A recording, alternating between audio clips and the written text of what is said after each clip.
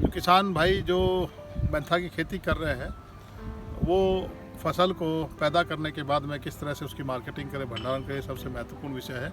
और गुणवत्ता को बनाए रखने के लिए सबसे ज़रूरी है कि किसान भाई अच्छी प्रजाति, क्योंकि कोई भी औषधीय सघन फसलों में गुणवत्ता जब तक नहीं आएगी तब तक आप अच्छी प्रजाति नहीं लेंगे जिसमें वो प्रचुर मात्रा में तत्व होना चाहिए। अगर मेंथा की बात करते हैं तो मेंथोल की प्रजातियाँ अच्छी मात्रा में जिसमें हो, जैसे कोसी है, कुशल है, क्रांति है और अभी उन्नति हमारे यहाँ से निकल कर आई है।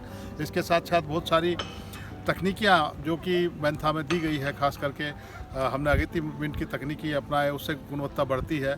और उसके बाद जो आसवन है, आसवन की अच्छी टंकी में उसका आसवन करें। किसान भाई टंकी में किसी तरह का सर्फ या तेल यूज़ ना करें, उससे तेल में गुणवत्ता ख़राब होती है। इसके साथ साथ गुणवत्ता को बनाए रखने टंकी को भाप से साफ़ करें। जो भंडारण है तेल का, वो भंडारण हमेशा किसान भाई कोशिश करें कि प्लास्टिक या दूसरे किसी बर्तन में ना करें। गैल्वेनाइज्ड ड्रम के जो बर्तन पात्र आते हैं उसमें तेल का भंडारण करें और उतना ही तेल भंडारित करें जितना का बर्तन है। जैसे कि आपका अगर 5 लीटर तेल है तो उसको 5 लीटर के बर्तन में रखें। ये नहीं कि आप 5 लीटर के तेल को 20 लीटर के बर्तन में रखें, उससे ऑक्सीडेशन होता है, उससे भी तेल खराब होता है।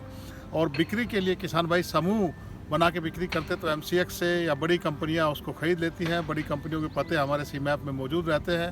अगर 100 किसानों का ग्रुप, 50 किसानों का ग्रुप समूह बना के खेती करते हैं तो बड़े बड़े व्यापारी सीधा किसानों से खरीद लेते हैं। छोटे छोटे बिचौलियों के पास उनको नहीं जाने की ज़रूरत है।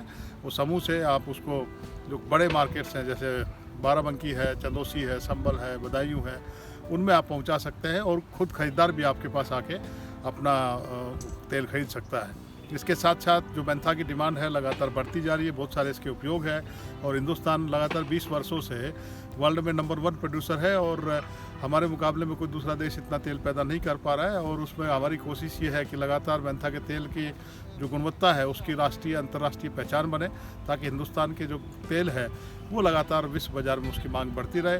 इसके साथ साथ आजकल ऑर्गेनिक प्रोड्यूस अगर आप आते तो ऑर्गेनिक में भी काफ़ी अच्छी डिमांड रहती है। तो ऑर्गेनिक खेती करके भी आप सीधा इंटरनेशनल बाज़ार में किसान भाई जुड़ सकते हैं।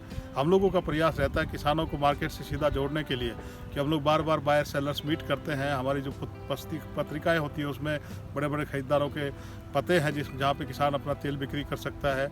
मेंथा में हमारे पास बहुत सारी इंडस्ट्री आती है, जो लगातार किसान मेला हमारे यहाँ 20 दिन चल रहा है, उसमें रोज़ाना 2-3 इंडस्ट्री के लोग आके किसानों से रूबरू होते हैं। तो आप उनसे समूह बना के सीधा खेती करें। अगर किसान भाई इंडिविजुअल बिक्री करता है तो समस्या आती है, अगर आप समूह में जाते हैं तो आपके पास बड़ा खरीदार आके भी तेल को खरीद सकता है। दूसरा, मेंथा के साथ साथ दूसरे जितने भी एसेंशियल ऑयल्स हैं उनका भी अंतर्राष्ट्रीय बाज़ार काफ़ी बड़ा है और ख़ास करके लेमन ग्रास, पामा रोजा, तुलसी, जिरेनियम, इनका भी काफ़ी मात्रा में हम लोग कुछ तेलों का बाहर एक्सपोर्ट कर रहे हैं, कुछ लोग हम लोग इंपोर्ट कर रहे हैं। जिसमें आप कह सकते हैं कि जिरेनियम है और आपका खस है, उसमें हमें किसानों को ज़रूरत है कि अपनी आत्मनिर्भरता के तरफ बढ़ने की ज़रूरत है, ताकि हमारे देश की खपत करके हम अंतर्राष्ट्रीय बाज़ार में भी मेंथा की सप्लाई कर सकें।